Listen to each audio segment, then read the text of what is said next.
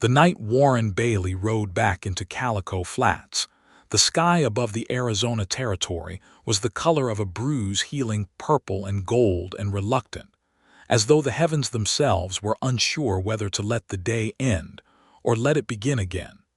It had been 14 months since he had set foot on Bailey land with anything resembling intention.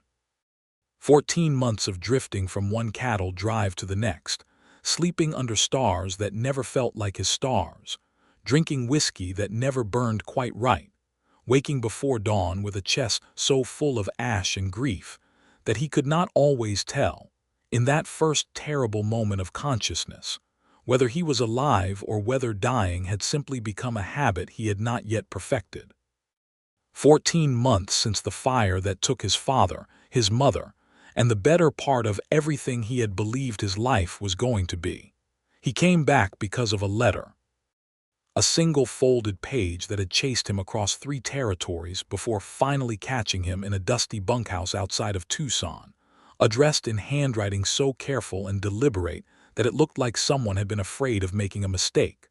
The letter was from Jennie Keating, the woman his father had hired 8 months prior to manage the ranch accounts and maintain the eastern parcel of the property. Warren had not met her. He had not known about her until the letter arrived. His father's lawyer, a reed-thin man named Caldwell, had apparently sent her word when Warren could not be located immediately after the fire, and she had stayed on, because she had nowhere else to go, the letter quietly implied, and because the land needed tending even when no one was coming back to tend it. She had not asked him to return in the letter. That was the thing that turned him around on his horse and pointed his nose north toward Calico Flats. She had simply written to tell him that the spring calves were healthy, that she had repaired the fence along the eastern ridge before the winter could destroy it entirely, that the old dog his mother had kept, a gray-muzzled hound named Bucket, had developed a limp in his left hindquarter but was otherwise fine and asked after nobody in particular, except when thunder came. She had written it all in that careful handwriting, neat and precise, reporting the facts of his land to him like a soldier sending dispatches from a war he had forgotten he was supposed to be fighting. And then at the very end, almost as an afterthought, she had written, "The main house sits empty and I keep the lamp burning in the east window at night, so the horses do not startle at the darkness. I hope wherever you are not too cold." Warren had read that last line 6 times sitting on the edge of a bunkhouse cot with his boots still on and the smell of other men's sweat surrounding him. He had folded the letter back into its envelope and held it between his palms for a long time. Then he had gone to find his horse. He had not wired ahead. He was not sure he was capable of arriving anywhere announced anymore. Announcement felt like a promise, and Warren Bailey had stopped making promises in the weeks after the fire when he had learned how casually and completely the world could break them on your behalf. The road into the property was longer than he remembered, or perhaps his horse was tired, or perhaps he simply had more time to think than was good for him, as he followed the ruts left by wagon wheels through country that smelled of sage and cold and the faint mineral sharpness of a season turning. The moon was new and the stars were everything, and in the middle distance Warren could see the dark shapes of cattle moving against an even darker hillside like slow, patient thoughts. And then, at the end of the long drive that cut between 2 rows of old cottonwood trees his grandfather had planted before the war, he saw it. A warm, amber light in the east window of the main house. He stopped his horse. He sat there for a full minute with his chest doing something complicated and his hands loose on the reins, just looking at that light. It was such a small thing, a lamp in a window. He had seen 1,000 lamps in 1,000 windows in 14 months of moving. None of them had ever felt like anything except evidence that other people lived in places that were not his. But this one reached all the way across the dark yard and found something in him he had been convinced was buried under 14 months of ash and distance, and it pulled at him the way a current pulls at a man who has been swimming against the river for too long. He rode up to the house. He did not go inside. He could not yet. He tied his horse at the post near the barn and stood in the yard with his hat in his hands and looked up at the east window for a long moment, and the lamplight did not waver, and the night was very quiet except for the low complaint of cattle somewhere out in the dark. Then the front door opened. She was not what he had pictured. He was not sure what he had pictured, exactly. Perhaps someone older, more angular, more practical looking. The sort of woman who managed accounts by day and read scripture at night, and had no particular interest in the opinions of men who disappeared for over a year. But Jennie Keating was perhaps 25, with dark hair pinned loosely at the back of her neck, and a face that was somewhere between careful and open, the way a window looks when it is not quite decided whether to let the weather in. She was carrying a second lamp, which she held up slightly when she saw him in the yard, not in alarm, but in the manner of someone who simply wanted to see clearly. "You are Warren Bailey," she said. It was not a question. "I am," he said. They stood like that for a moment, 10 feet of Arizona night between them, looking at each other with the frank and slightly stunned assessment of two people who have exchanged enough words on paper to feel like they know each other, but are now discovering that knowing someone through a letter and knowing someone through the air between you are entirely different educations. "Your horse looks tired," Jennie said. "He has been going since before sunup.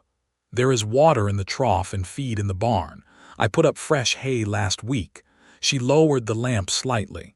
"There is also food in the kitchen if you are hungry. I made more than I needed tonight, which happens most nights." Warren turned the brim of his hat in his hands.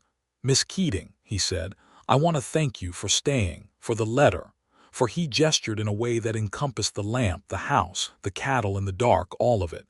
"You do not need to thank me," she said. "I had work to do and a roof over my head for doing it. That is a fair arrangement in any country."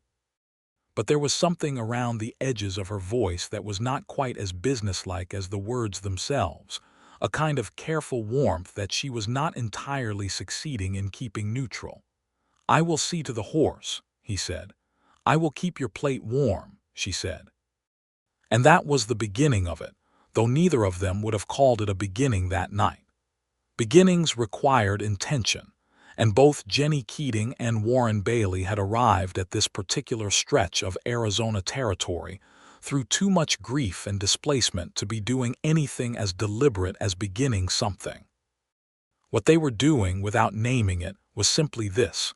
They were being two people in the same place at the end of a long day, and neither of them was leaving, and the lamp in the east window was still burning. Warren slept in the barn that first night. He had not entered the main house since the fire. He had not even been to the property, but he had made himself a promise somewhere in those first terrible weeks that the house was not a place he was going back to, because the house was where the fire had been, and where his parents had been, and where a version of his life had existed that was now nothing but memory and scorched timber. The fire had been in the kitchen and the back parlor. The main structure had survived mostly intact, a fact that struck Warren as one of the crueler ironies the world had offered him in a year full of cruel ironies. It would have been easier, he sometimes thought, if the whole thing had burned to the ground and left him nothing to decide about. But the house stood. Jennie had been living in it for 8 months, which had apparently required a considerable amount of cleaning and some structural repair to the back wall, all of which she had managed by hiring men from town and paying them out of the operating account Caldwell had established for the ranch. She had done it with no permission and no apology, and apparently no uncertainty about whether it was the right thing to do, which Warren found, when he thought about it from his pile of hay in the barn, to be one of the most quietly impressive things he had ever heard. He lay on his back in the dark of the barn and stared up at the rafters and listened to the sounds of horses settling and the distant, intermittent calls of something wild in the far hills, and he thought about the lamp in the east window, and at some point before midnight he fell into the first real sleep he had managed in several weeks. He woke to the smell of coffee. Jennie had left a tin cup on the top rail of the stall gate nearest the barn door, along with a biscuit wrapped in a cloth. There was no note. There did not need to be one. Warren sat on a hay bale and drank his coffee in the thin early light and watched the sun come up over the eastern ridge and felt, for the first time in 14 months, the very faint and fragile possibility that he was somewhere he was supposed to be. The first full day on the property was a day of work, which was the most honest language the land knew. Warren walked the fences with Jennie in the morning, not because he needed a guide on land he had known since childhood, but because he wanted to see what she had done, and what she had done was considerable. The eastern fence line was tight and well-maintained, the posts solid, the wire free of the kind of sagging neglect that came when land was managed at a distance. The western pasture had been regraded along the lower edge to prevent flooding, a project he could see had required real labor and real planning. "You did all of this in 8 months," he said, standing at the top of the western rise and looking down at the clean drainage channel that ran along the pasture's edge. "The men from town did most of the heavy work," Jennie said. "I directed it. Directing is not nothing." "No," she agreed, "it is not." He glanced at her sideways. She was looking out at the pasture with an expression of calm possession, the look of someone who had put work into a thing and was satisfied with the results in the private, contained way of people who do not require anyone else to tell them they have done well. "Where are you from originally?" he asked. "Missouri," she said. "Hannibal on the river. My father had a dry goods store. He died 2 years ago and my mother the year before that. So I took what was left and came west because I had heard there was work for educated women in the territories if they were willing to be practical about it." She said this without self-pity, the way a person recites the weather. "Are you practical?" he asked. She looked at him then, and there was something quick and alive in her dark eyes that was not quite amusement but was related to it. "I repaired 200 yards of fence and regraded a pasture for a man I had never met in order to keep his land from going to ruin," she said. "What would you call it?" Warren almost smiled. It was the closest he had come to smiling in a long time, and it surprised him the way unexpected things surprise people who have grown accustomed to a landscape without them. "I would call it practical," he said. They walked back to the house in a comfortable quiet that neither of them felt the need to fill with conversation, and Warren stopped at the porch steps and looked up at the front of the main house for the first time since his return without immediately looking away. The house was clean. The windows were washed. Someone had repaired the shutter on the upper left window that had been broken when he left, perhaps long before that. The porch boards had been replaced in 2 places where they had been rotting. "You should go inside," Jennie said quietly. She was standing 2 steps above him on the porch, and her voice was careful, not pushing, not retreating. "Not today if today is not the day, but you should eventually." "I know," he said. "The kitchen is not the same as it was," she said. "I had the back wall rebuilt and the floor relaid. It is different. I thought you should know that before you go in." He nodded slowly. She had thought about this. She had thought about what it would be like for him to come back, and she had prepared the information he would need the way you prepare a path for someone who is going to be walking in the dark. He did not know how to say what that consideration meant to him, so he did not say anything, and she did not press him. He slept in the barn again that night. But he sat on the porch for an hour before going to the barn, in the dark, with a cup of coffee cooling in his hands, and through the east window he watched the warm glow of the lamp she kept burning, and he did not feel quite so much like a man standing outside his own life. On the 3rd day, a rider came from town. His name was Holt, a broad, sunburned man of about 40 who managed a neighboring property to the south, and who apparently had some financial arrangement with the Bailey estate that had been conducted through Jennie in Warren's absence. He rode up to the property with the confident ease of a man who is accustomed to being welcomed, and he was perfectly polite to Warren upon introduction. But there was a way in which he spoke to Jennie, a proprietary tone, a familiarity just slightly in excess of what the professional relationship would explain, that settled something cold and attentive in Warren's chest. "Miss Keating has been an absolute asset to this land," Holt said to Warren, with the generous smile of a man complimenting something he considers partly his own. We have had many good conversations about the long-term prospects of the combined properties. Combined properties, Warren repeated, keeping his voice even. Holt glanced at Jennie. Jennie's expression was composed and gave nothing away, but Warren, who had spent 3 days learning the geography of her face, noticed the very slight tension around her jaw. "A matter of ongoing discussion," Holt said smoothly. "Nothing settled." After he left, Warren found Jennie at the kitchen table with the account ledgers open before her and her pen moving with focused precision across a column of figures. He stood in the doorway, still not crossing into the kitchen, standing at its threshold, and watched her for a moment. "Holt," he said. She looked up. "He has been attempting to buy the south pasture for the past 4 months," she said. "I have told him repeatedly that it is not mine to sell, and that any such conversation would need to wait for the owner's return." And the combined properties remark, her pen paused. "He has also made it clear that he would be willing to include the management of Bailey land in a conversation about his own circumstances more personally." She said this with the precise, careful diction of someone choosing each word the way you choose footing on uncertain ground. "I have made it equally clear that I am employed as an account manager, not as an incentive." Warren felt something shift in him, not anger at Holt exactly, but a protectiveness that rose up before he had any opportunity to examine it or decide whether it was appropriate. "Has he been respectful?" he asked, and he heard something in his own voice that was not quite a threat but was something in that family. Jennie met his eyes steadily. "He has stayed within the limits of what I could tolerate," she said. "He will stay within them considerably more carefully now that you are back." Warren nodded. He leaned against the door frame and looked at the ledger book spread across the table, the columns of figures, the careful entries in her handwriting. "You are good at this," he said. "Numbers are honest," she said. "They are what they are. I find that restful." "After people, you mean?" Something shifted in her expression, a brief openness, there and then carefully contained. "After most things," she said. He went back to the yard and found something useful to do with his hands, which was what he did when his thoughts required room to move around in.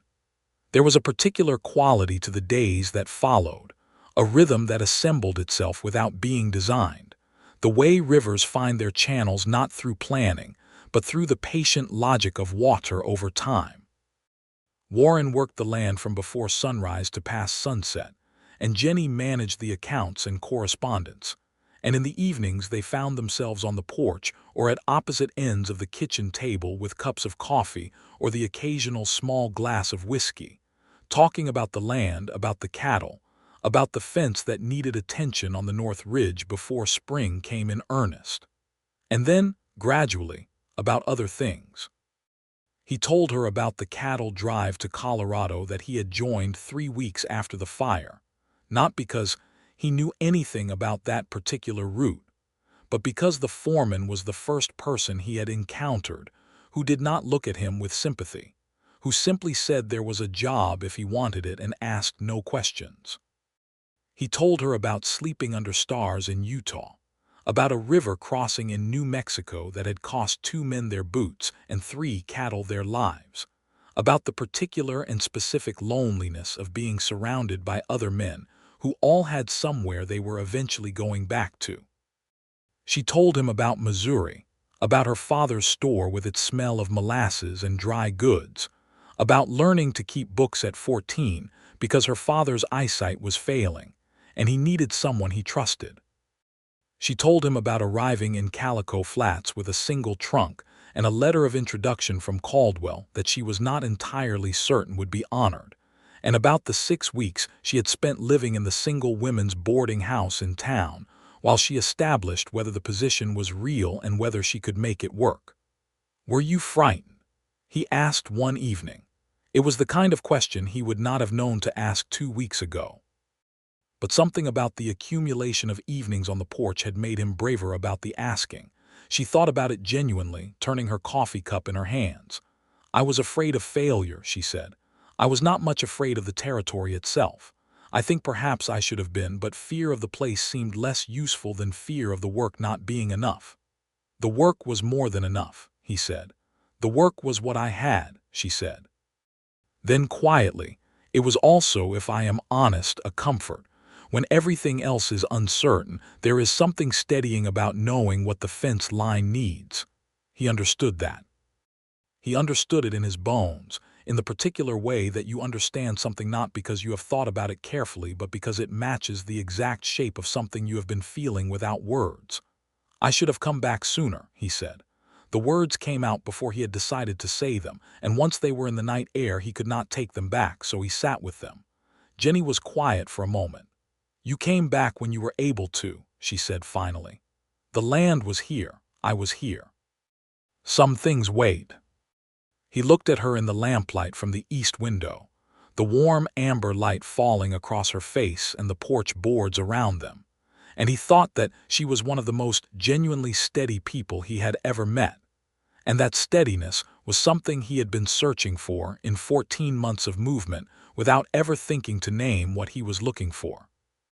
He also thought, more simply and with a directness that surprised him, that she was beautiful in the specific way of people who have lived honestly, and it shows in their faces. He did not say any of this. But something in the quality of his silence must have communicated something, because when she glanced at him, he looked away, and when he looked back, she was looking at the dark yard with a particular composure that had a faint color in it somewhere beneath the surface. The day Warren finally went inside the main house came 3 weeks after his return, and it came because of the rain. It had been threatening for 2 days, the kind of low, sullen buildup that the territory produced in early spring, clouds banking up from the south and pressing down on the hills until the air smelled like copper and wet earth. When it finally broke, it came hard, a genuine downpour that turned the yard to mud in 10 minutes and reduced visibility to about 30 feet. Warren was in the barn when it started, and he stayed there for a while watching the rain come down in sheets past the barn door, and then he realized with a sharp, sudden clarity that he was being ridiculous. He was sleeping in a barn on land he owned because he was afraid of what it felt like to walk through a door. His parents were not in the house. They had been gone for 14 months. The fire that had taken them had been an accident, a kitchen fire that started in the stove when his father fell ill in the night and had not been well enough to manage the flu, a fact that Warren had spent 14 months not allowing himself to think about directly because the directness of it was too much for the raw place it opened in him. But they were gone. The house had been rebuilt in the places it needed rebuilding. Jennie had told him that, had prepared him for it. The kitchen was different. The rest was the same. He walked through the rain.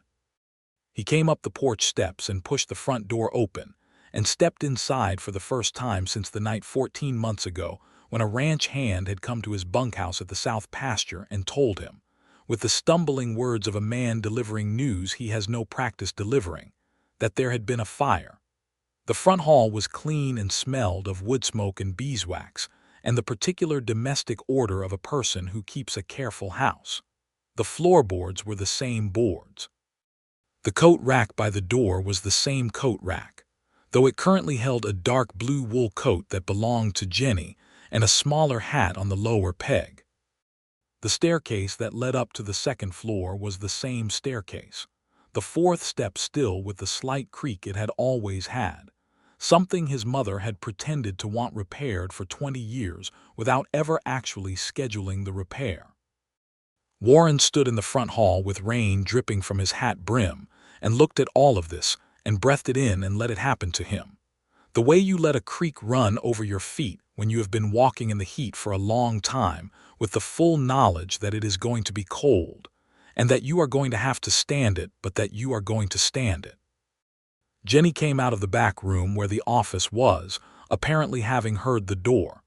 She looked at him standing there in the hall, soaking wet and not moving, and she read the situation with the accuracy that she seemed to bring to most things. She did not say anything. She went to the kitchen, which was through a door to the left, and he heard the sound of the stove being tended and water being poured, and he stood in the hall for another full minute before he hung his dripping hat on the coat rack and walked toward the kitchen. He stopped at the kitchen doorway. It was different. She had told him, but different was still something you had to see. The back wall was new timber, paler than the rest, with a window where there had not been one before, which let in the gray light of the rainstorm. The floor was new boards in a slightly different grain. The stove was in the same position. The table was new but similar in shape. It was not the kitchen he had grown up with. It was a kitchen that had been built over the ruins of that one by a woman who had never known what it was before, and in that difference there was something he had not expected: relief. It was not the same place. It was a new place that happened to be in the same spot. He could stand in it. He walked to the table and sat down. Jennie set a cup of coffee in front of him without ceremony and sat across from him with her own cup, and opened the ledger she had apparently been working on when the rain started. And they sat at the kitchen table while the rain came down hard outside the new window, and the coffee was hot and the stove ticked with warmth. And Warren Bailey was inside the main house for the first time in 14 months, and it was not killing him. He thought of his mother. He let himself think of her, which he had been carefully not doing for over a year. Her voice, her particular habit of humming while she worked, the way she could assess a situation in one glance and usually be right about it. He thought of his father, a spare and deliberate man who had loved this land with a constancy that was almost geological, who had worked it the way water works a canyon, year after year in the same direction, until the direction became the only direction. They had loved this land. They had built this house and the life in it with the slow, patient accumulation of two people who had decided on a direction and kept going. He was not going to leave it again. The thought arrived fully formed and settled in him without drama, the way certain important decisions settle, not like a resolution you have to maintain by effort, but like an understanding of something that was always true and you have simply stopped arguing with. Jennie was writing figures in her ledger with her pen moving in small, precise strokes, and she glanced up and found him watching her, and he did not look away this time. "I am not leaving," he said. "I want you to know that. I am staying." She held his gaze for a moment with those steady dark eyes. "Good," she said. Then she looked back at her ledger, and the corners of her mouth had done something quiet and private, and Warren drank his coffee in the warmth of the kitchen while the rain came down outside, and it was enough. For now, it was more than enough. The matter of Holt came to a head in the second week of April. He rode up on a Tuesday morning with 2 men from his property behind him, and a proposition he had apparently decided was worth delivering in person, which Warren interpreted correctly from the moment he saw the formation of the 3 horses as the kind of message that uses bodies instead of words to communicate weight. Warren came out of the barn to meet them. Jennie was on the porch. Holt's proposition was that he would purchase the south pasture at a price he named with the confidence of a man who has already decided the negotiation is concluded, and that he was willing to also make certain arrangements regarding the management of Bailey accounts in the future that would simplify things for everyone involved. He said the last part with a brief glance toward the porch that made his meaning clear enough. Warren took his time responding. He was a patient man in the way that people who have done long cattle drives are patient, not because they have no feeling, but because they have learned that urgency often costs more than it is worth. "The south pasture is not for sale," Warren said.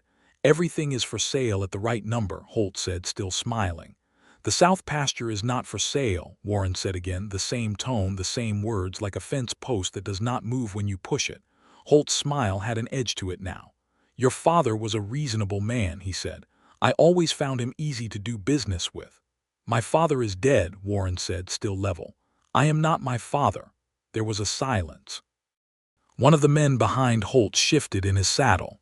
"The arrangements I mentioned," Holt said, his voice dropping slightly, more private, pitched to carry to Warren without going all the way to the porch. "Regarding Miss Keating, I want to be honest with you, Bailey. I have had a long and productive professional relationship with that young woman this past year, It would be in her interests as well as yours to consider. I believe, Warren said, and his voice had gone very quiet, which was a different and more serious register than loud, that Miss Keating is entirely capable of speaking to her own interests. And I believe that what you are suggesting is not something you want to continue saying out loud. Holt looked at him for a long moment. His horse moved slightly beneath him. "Good day, Holt," Warren said. There was another moment, then Holt turned his horse and the two men turned theirs, and Warren watched them go down the long drive between the cottonwood trees until they were past the gate. When he came back to the porch, Jennie was standing with her arms crossed and her expression closed in a way that was, he had learned, not coldness but its opposite, the way she looked when something had stirred her up and she was containing it carefully. "You did not have to do that," she said. "He was going to keep coming back," Warren said. "I am aware of how to manage Holt." "I know you are," he said, "but you should not have to manage him alone, not on this property, not with me here." He paused. "I hope that is not out of turn." She looked at him, and whatever she was containing shifted a little and her arms uncrossed, and she said more quietly, "It is not out of turn." He nodded. They stood on the porch for a moment in the late morning sun. "Thank you," she said, even more quietly. The spring came in properly then, with all the extravagance that the Arizona Territory could manage when it decided to be generous. The hills went from winter pale to a dozen shades of green and gold. The creek that ran along the north edge of the property ran fast and clear with snowmelt from the mountains, and the cattle that Jennie had managed through the winter and early spring moved through the good grass with the contented purpose of animals that have been well cared for. Warren hired 2 ranch hands, brothers named Pete and Cass Morales, from a family that had worked land in the territory for 3 generations. They were good workers, quiet and skilled, and they had an easy and respectful manner with Jennie that Warren noted with satisfaction. The property began to function with the kind of organized momentum that comes when enough people who know what they are doing are all pulling in the same direction. In the evenings, on the porch, Warren and Jennie continued their habit of coffee and conversation, which had by now expanded far beyond the practical into the territory of genuine exchange. They talked about books. She had brought a small collection west with her and was always in the middle of something, and she had opinions about what she read that were pointed and funny and worth arguing with, which Warren enjoyed more than he would have predicted. They talked about the war, which had ended 8 years prior, and which had reached both of their families in Missouri and Arizona in different ways that had shaped what came after. They talked about the nature of the territory and the particular injustice of the way the Apache people of the region had been, and were being treated, a subject Jennie raised one evening with a direct and unsentimental clarity that surprised him, because most people either avoided it entirely or addressed it with a vagueness that amounted to the same thing. "My father had a friend," she said, "a man named Thomas Running Bear, who was half Apache and half Irish and who spoke 4 languages and ran the most orderly business in Hannibal for 15 years, and who was still refused service in half the establishments in town because of what people decided he was when they looked at him. My father served him anyway every time without comment. I always thought that was the right behavior, not a speech, not a confrontation. Just the choice to serve him like a human being every single time until it became the fact of the matter." Warren thought about this for a while. "The territory handles it badly," he said. "The government handles it worse." "Yes," she said, "and the land that was taken and the people who were moved and the agreements that were made and broken, that will be the accounting that comes due eventually. Not with us, perhaps, but the debt is there." He looked at her with the focused attention that her mind consistently produced in him. "You think about things carefully," he said. "I think about most things too much," she said. "My mother used to say I would worry myself into understanding the whole world and then have no peace left." "She sounds like she knew you well." Jennie smiled, and it was a fuller smile than she usually produced, unguarded, the smile of someone remembering warmth. "She knew me exactly," she said. Warren watched that smile and felt something in his chest that was warm and persistent and entirely inconvenient for a man who was still in the early stages of rebuilding a relationship with the idea of permanence. He put his cup down and looked at the dark yard and told himself to be patient. But patience, it turned out, was harder on some evenings than others.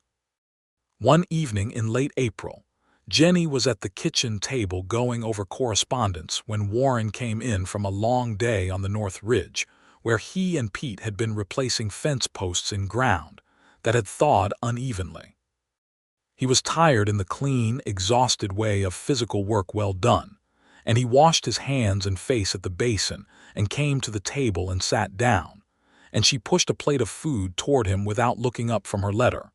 And the ease of that gesture, the complete naturalness of it, the way it happened without negotiation or announcement, as though feeding him at the end of a working day, was simply one of the facts of the arrangement hit him with an unexpected force. He sat very still for a moment, looking at the plate and then at her bent head and the pen moving in her hand. "Jennie," he said. She looked up. The lamp on the table lit one side of her face and left the other in warm shadow. "I need to tell you something," he said, "and I am going to ask you to be patient with me while I find the words, because I have not said anything like this in a long time, and I am not sure I remember how to do it without making a mess of it." She put her pen down and gave him her full attention with the unhurried quality that was one of the things he had come to love about her, that particular way of listening that made you feel like you were the most important thing in the room. "I have been thinking," he said slowly, "about what this has been, these weeks. And I have been not thinking about it at the same time because thinking about it felt like something I had not earned the right to yet. But I find I am less able to not think about it than I was." He stopped, started again. "I think you are remarkable," he said. "I think you are one of the most remarkable people I have ever encountered in my life. And I was grieving and lost, and I was sleeping in my own barn. And you had been holding everything together for 8 months before I got here. And you kept a lamp burning in that window every night. And I rode back here because of a letter where you told me the dog had a limp, and you hoped I was not too cold." And he stopped again. She was watching him with an expression he had not seen before, something open and undefended and intent. "I am not good at this yet," he said. "I may not be good at it for a while, but I would very much like to try to be, if that is something you would consider." Jennie was quiet for a moment. The lamp on the table burned warm and steady. Outside, a mockingbird was doing its late evening inventory of every song it knew. "Warren," she said, "I wrote you a letter to report on the calves and the fence line and a dog with a bad leg." She paused. "I also wrote it because I wanted you to know you could come home. I wanted you to know that someone was here and the lamp was burning and you did not have to keep being gone." She picked up her pen and put it down again. "I think I knew what I was doing when I wrote that. I am not certain I admitted it to myself, but I think I knew." He looked at her across the kitchen table in the lamplight, in the house that had been built by his father and grandfather, and that she had held together when he could not, in the kitchen that was new and different now, and that he had walked into and found survivable, and he said, "Can I sit a little closer to you?" She said, "Yes."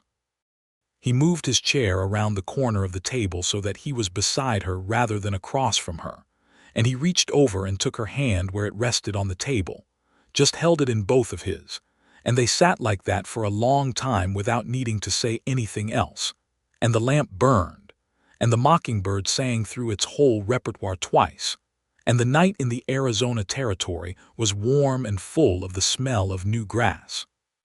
He kissed her for the first time 3 days later, on the porch in the early morning before the full heat of the day arrived, when she came out with coffee and found him already there watching the sun come over the ridge. It was not a dramatic kiss, not the kind that announced itself from a distance. It was quiet and careful, and it lasted only a few seconds, and when he pulled back she was looking at him with an expression that was surprised and warm and very certain all at once. "Good morning," she said. "Good morning," he said. She handed him his coffee and they sat together watching the sun come up, their shoulders touching on the porch steps, and the day assembled itself around them with the unhurried confidence of things that are going to be fine. The summer brought with it both the best and the most complicated stretch of the year. The cattle were in good condition, the spring calves had mostly grown well, and Warren and Pete and Cass Morales had the land running with the organized rhythm of a property that is being taken seriously.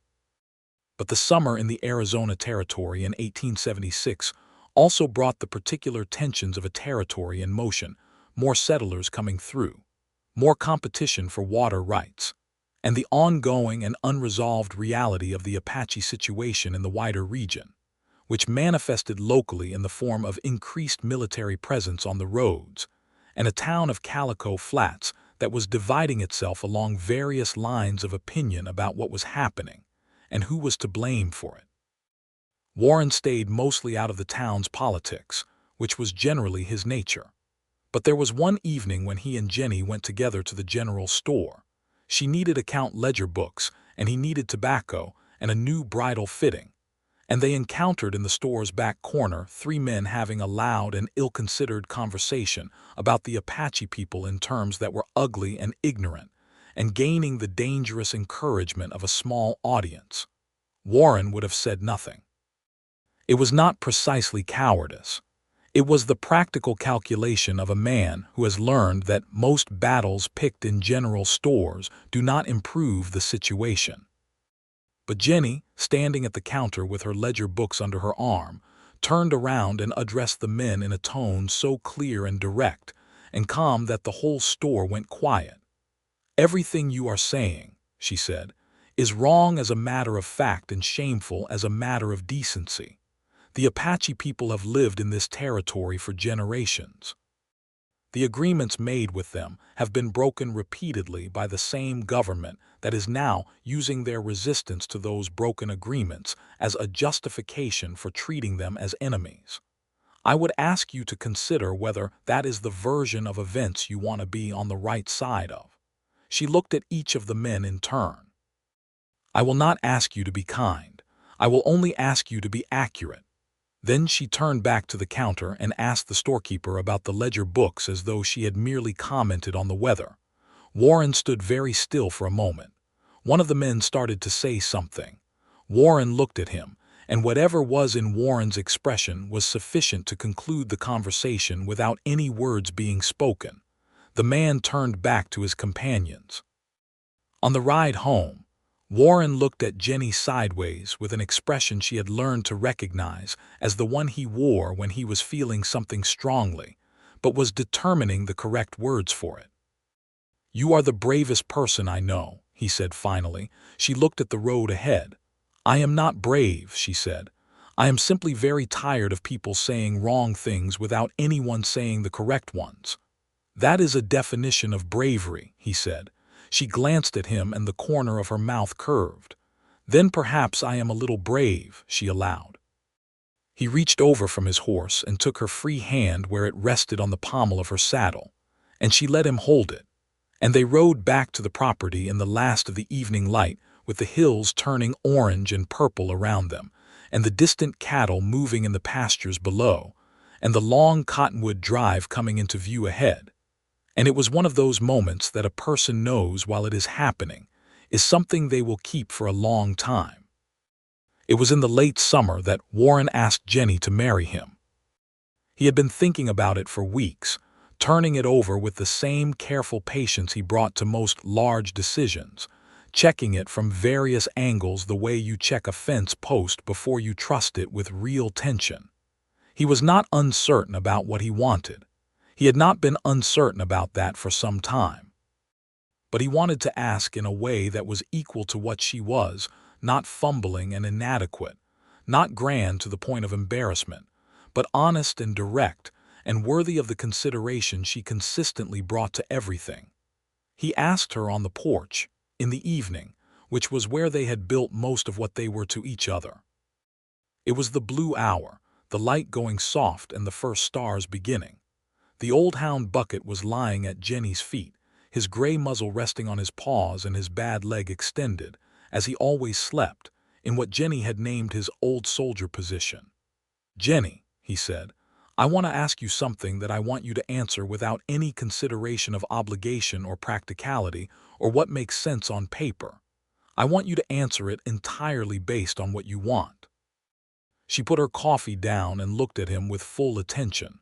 "Will you marry me?" he said. "Not because it simplifies the property arrangement or because I have any expectation attached to asking. Because I want to spend every day of the rest of my life building something with you, and I want to know that you are here not because it is sensible but because you choose to be here, because this is what you want." Jennie was quiet for a breath. "Yes," she said. Warren exhaled. He had not been aware he was holding anything, but he had been. "Yes," he said. "I have been waiting," she said, with a patience in her voice that had an edge of something like laughter in it, "for approximately 2 months for you to ask me." He looked at her. "You could have asked me," he said. "I know," she said. "I considered it, but I wanted you to find your way to it yourself. Some things need to be earned from the inside." She reached over and took his hand in both of hers. "And you did."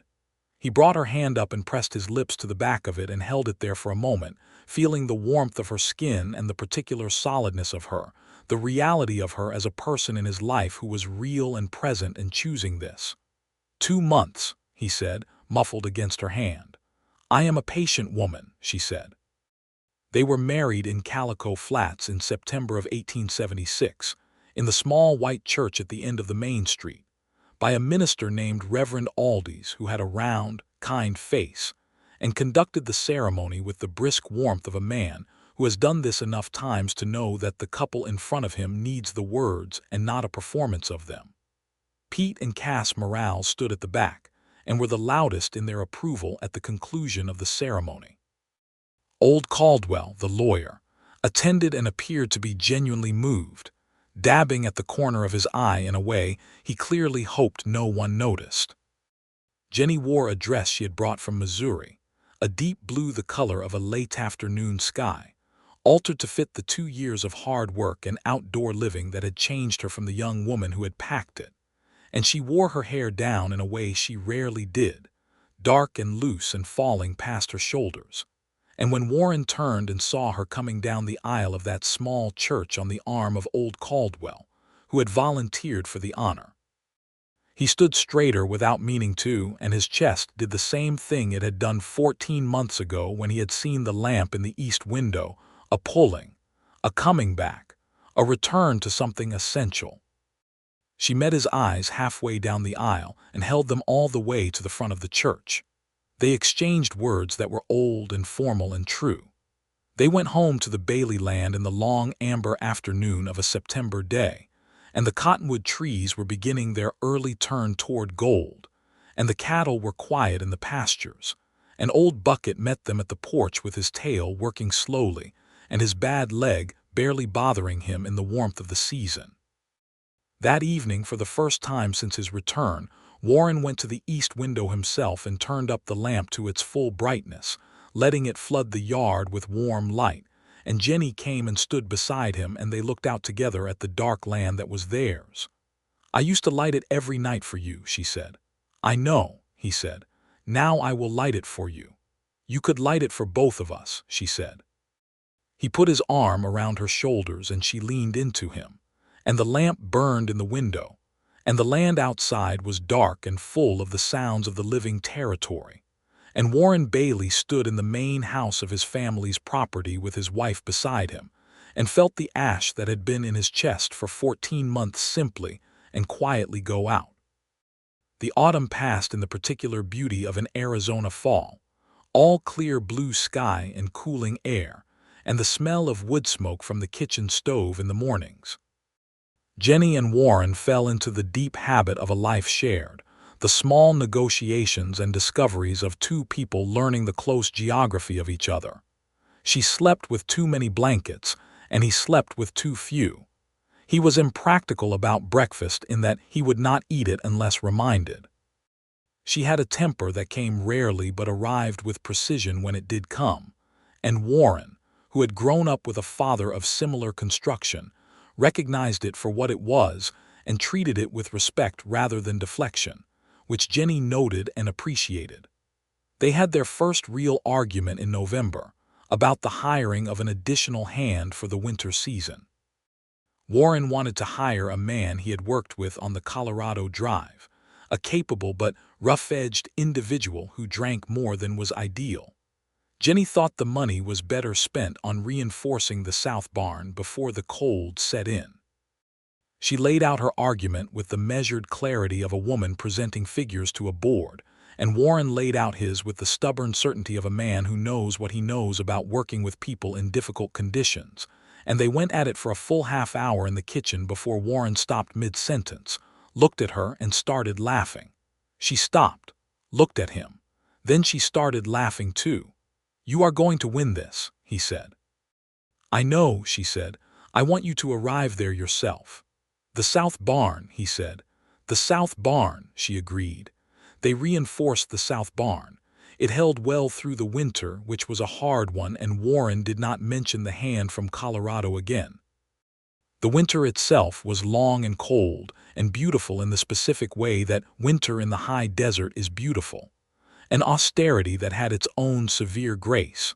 The mornings with frost on the grass, and the mountains in the distance going white, and the sky, a hard, clear blue that seemed to come from somewhere much further away than the sky. They were warm inside the main house, which Jennie had prepared for the season with the same practical thoroughness she brought to everything. And in the long evenings by the stove, they read and talked and played cards and argued about books and were simply together in the way that two people are together when the world outside has narrowed to the size of a house, and the world inside is enough. In December, Jennie told him she was pregnant. She told him in the kitchen in the morning, sitting across the table from him with her hands around her coffee cup and a look on her face that was a complicated and beautiful mixture of certainty and wonder and something that was almost shy, which he had never seen on her before. Warren put his cup down very carefully. "Are you certain?" he said. "I am practically oriented," she said. "Yes, I am certain." He came around the table and crouched beside her chair and took both her hands and looked up at her face.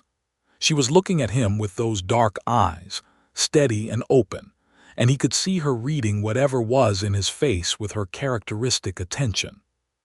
"I want to make sure I say the right thing," he said. "You have been doing quite well so far," she said. "I am the happiest man in the Arizona Territory," he said. "I want you to know that clearly." She leaned down and pressed her forehead against his. "Good," she said, "because I am quite happy myself." He put his arms around her carefully, as though she was both the sturdiest and the most precious thing he had ever held, and she laughed quietly at the careful quality of the embrace. "Warren," she said, "I am pregnant, not breakable." "I am aware," he said.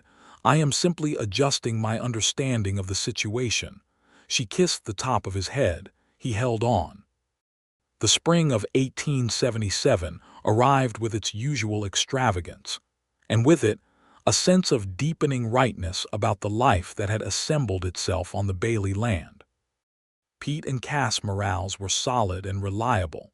The cattle were healthy. The land was well maintained, and Warren had made a point through the winter of learning to manage the account books alongside Jennie. Not to take the work from her, but because he wanted to understand the full picture of the land he was responsible for, and because sitting at the kitchen table in the evenings with their two heads bent over the same columns of figures was one of his favorite things. Jennie's pregnancy progressed without complication, which was a relief in country where complications were common and medical help was a significant ride away. She worked at her usual capacity right through spring, adjusting for practicality but refusing to be treated as an invalid, and Warren walked the line between his instinct to protect and his knowledge that protection in her case was most effectively expressed as confidence in her judgment. In June, on a warm morning with the sun already high, and the land outside smelling of grass and dust, and the faint sweetness of the wildflowers that had come up along the creek bank, Jennie gave birth to their son.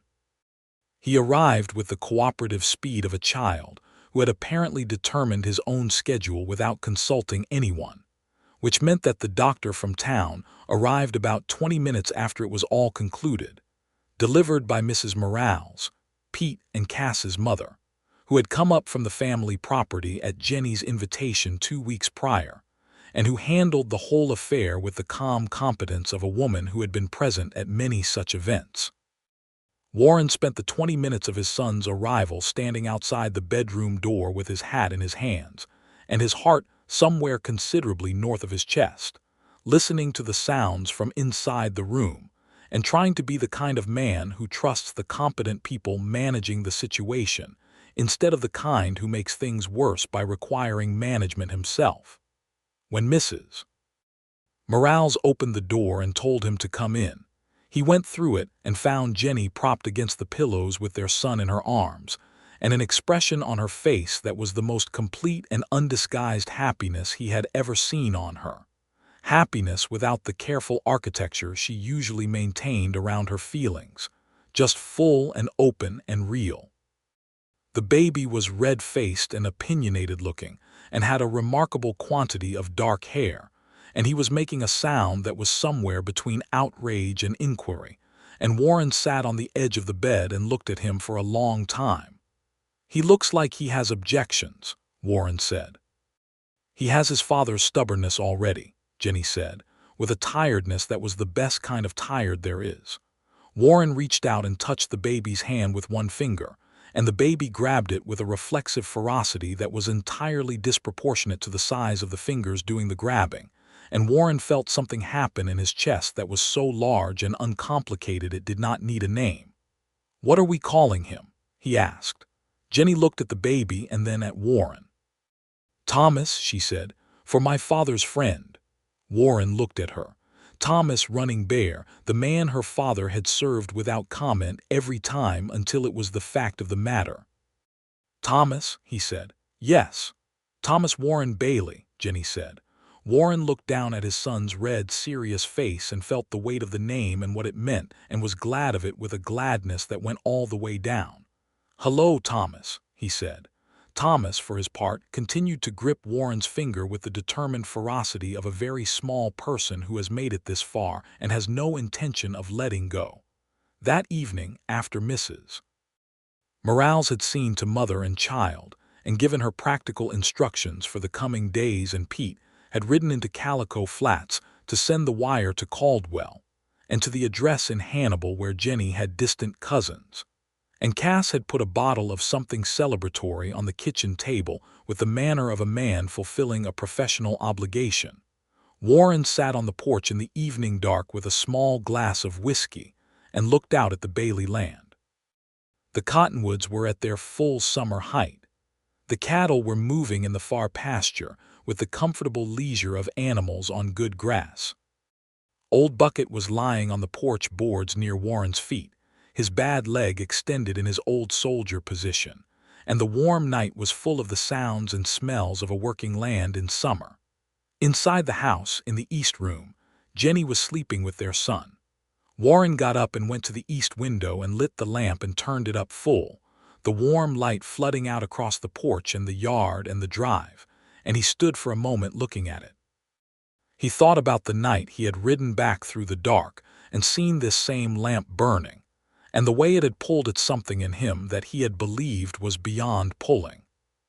He thought about what it had meant to see it, a light in the dark from someone who had stayed when they did not have to stay, who had kept the fire going, literally and otherwise, because the land needed it, and because somewhere in her careful, practical heart she had known he was going to come back even when he had not known it himself. He thought about what it was to have a home. Not a place, not a structure of timber and windows and repaired shutter and new kitchen floor, but a home in the true sense of the word, which was this, a place that meant something because of the people in it who chose to be there. His parents had made a home here. He had thought the fire had taken the home along with everything else, but Jennie had kept the lamp burning and he had come back, and they had built it again, not the same home, but a new one which was better because it was theirs, chosen and built from the beginning. He went back inside. He went to the east room and pushed the door open gently. Jennie was awake, or had woken, and she was lying with Thomas against her chest, and the look on her face in the lamplight from the hall was the same look from the morning, that complete and open happiness, unarchitected, all hers. "How are you?" he asked softly. "I am very well," she said. "Come here." He came and sat beside her on the bed and looked at his wife and his son in the soft light of the room, and Jennie reached up and touched his face with her free hand, her palm against his jaw, and he turned his head and pressed a kiss into her palm. "Warren," she said. "Yes. I am glad you came home." He looked at her face in the light, the face he had been learning since the first evening. She came to the door with a lamp in her hand to see who was standing in her yard. The face that had become, over the course of one remarkable year, more familiar to him than his own. The face of the person who had lit the lamp in the window and kept it burning and trusted him to find his way back. "I am glad you kept the light on," he said. The years that followed were the years of a life being lived fully, not without difficulty, because difficulty is woven into the fabric of a life on working land in the Arizona Territory, but with the kind of grounded confidence that comes from two people who have already proved to each other that they can get through the hard things without losing what matters. Thomas grew from his red-faced, grip-fierce infancy into a small boy of fierce opinions and enormous energy, who was deeply in love with the horses and with Old Bucket, who passed peacefully in the winter of Thomas's second year lying in his usual spot by the kitchen stove, in the manner of a very old dog who has decided the time has come. Jennie and Warren buried him under the old cottonwood nearest the house, and Thomas, who was old enough to understand loss in the general terms available to a 2-year-old, sat on the porch afterward with the solemnity of someone considering the larger questions for the first time. Pete Morales found Thomas there and sat beside him and explained, in the patient and affectionate manner he had always had with the boy, that Bucket had been the best kind of dog, and that the best kind of dog left you with enough warmth in the memory that you were not cold for a long time. Thomas thought about this, and then said he wanted another dog, which Pete took as a sign of health and went to find one. The dog Pete found was a young liver-spotted hound of no known breeding and considerable personality, who arrived at the Bailey property with the confident air of an animal that has already decided where it belongs. Thomas named him directly and without hesitation. He named him Bucket, which Jennie considered and then decided was not a failure of imagination but an act of continuity, which was different. In the spring of 1879, Jennie told Warren she was pregnant again. He was at the kitchen table with the account books when she told him, and he looked up at her across the table and felt the same enormous, uncomplicated happiness that Thomas had produced in him. Complicated this time only by the fact that he was holding a pen, and he pressed it too hard into the ledger page and made a mark that was not a figure, which Jennie noted and would tease him about for years. Their second child was a daughter, born on a warm October morning, with her father's lighter coloring and her mother's dark eyes, and an expression in her first minutes of life that Pete Morales described, with great accuracy, as that of a woman who already had several things she wanted to discuss. They named her Clara, after Warren's mother, which was the thing Warren had asked for, and which Jennie had agreed to without hesitation, and with a warmth that suggested she had considered it before he asked.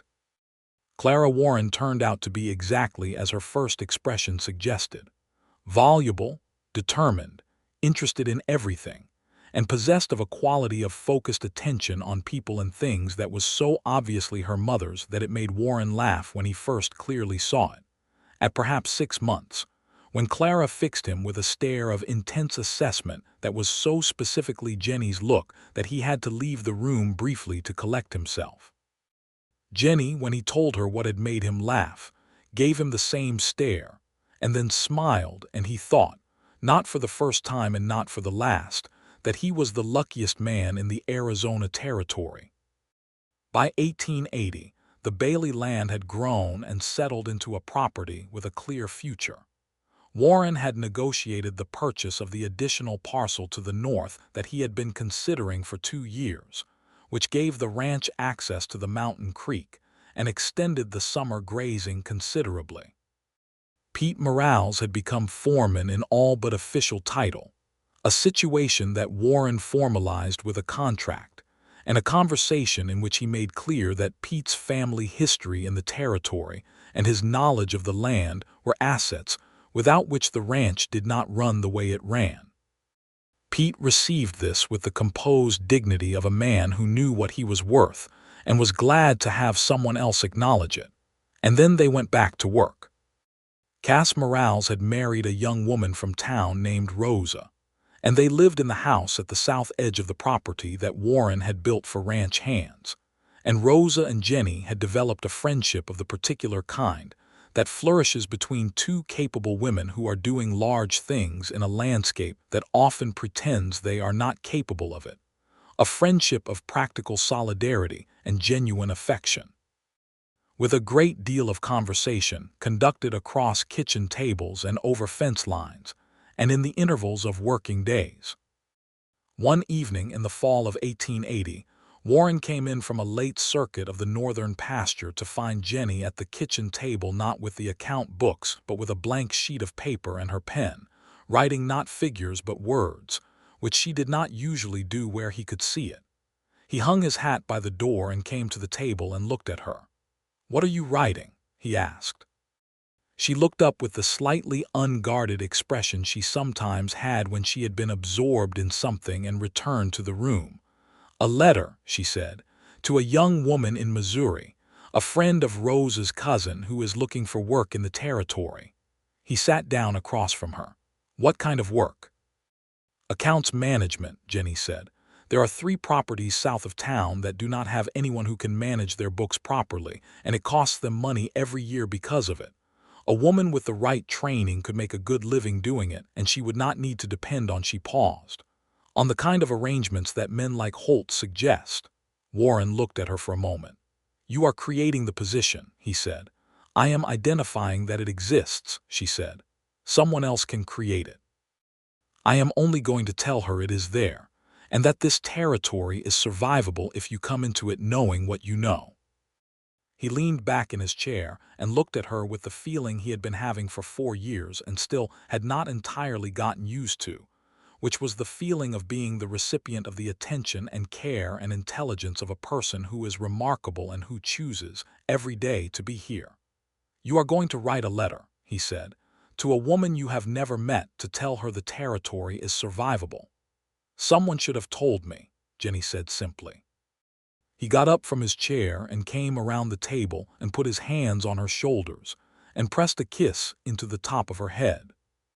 She reached up and put her hand over one of his and held it there, not turning, still facing the letter she was writing. "Thank you," he said. "For what?" "For all of it," he said. "For the fence line, for the lamp in the window, for the letter about the dog's bad leg, for staying." She was quiet for a moment. Outside, the night was doing what it did, the stars coming out one by one over the Arizona territory, the distant cattle moving in the dark. "You know," she said, "I stayed because I had nowhere else to go. That is what I told myself for quite a long time. But the truth is that I had looked at this land and thought this could be home, even before you came back. I thought this is the kind of place a person could build a life, and I wanted a life." She paused. "And then you came back through the dark on a tired horse with your hat in your hands, and you stood in the yard looking at the lamp, and I thought, there is the rest of it." Warren stood very still with his hands on her shoulders and his lips still in her hair. "There is the rest of it," he said. "Yes," she said. She went back to writing her letter. He pulled his chair around and sat beside her, their shoulders touching, and she moved the account books to make room for him. And he reached over and opened one of the ledgers and looked at the figures for the quarter because it was that time of month. And they sat at the kitchen table together in the lamp-bright kitchen of the house that had been rebuilt and made new, while Thomas was asleep upstairs and Clara was asleep in her cradle in the corner, and the land outside was dark and living and theirs. The lamp in the east window burned all night, as it always did now, not for any one of them, but for the simple and sufficient reason that it was a light, and the night was long, and there were people in the house who had chosen to be there and who intended to stay. Warren Bailey had come home. He was not going anywhere. And Jennie Keating Bailey, who had known how to keep accounts and repair fence lines, and hold a lamp up in the dark for a man who needed to find his way back, sat beside him in the warm kitchen of their shared life, and wrote a careful letter to a young woman in Missouri, and told her the territory was survivable, and that if you came into it knowing what you knew and you were willing to do the work, you could find or build something worth keeping. Outside, the night went on in all its wild, enormous Arizona darkness, all sage and stars and the far-off cry of something alive in the hills. And inside the house, the lamp burned warm and the stove ticked, and the children slept, and Warren and Jennie Bailey were together in the way of people who have found the thing they were looking for before they had a name for it, and who have enough sense to know, now that they have it, to stay.